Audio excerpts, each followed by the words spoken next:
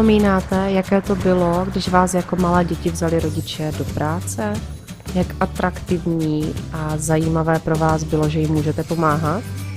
Moje vzpomínka na maminku, která pracovala v obchodě a jako malá holčička se na ní dívala, že se usmívá na zákazníky, krásně s nimi komunikuje, to vidím dodnes před očima.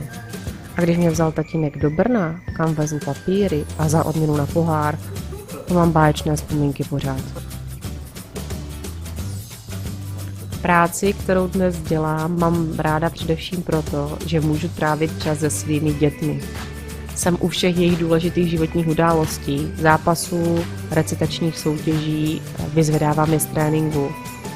Je to pro mě známka toho, že děti mají pocit, že rodiče na ně mají vždycky čas.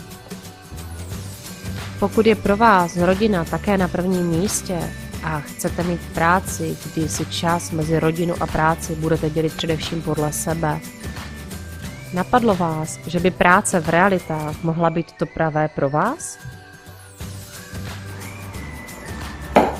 A víte co? Přijďte za námi na kávu a zjistíme, jestli právě vy můžete být náš nový kolega nebo kolegyně.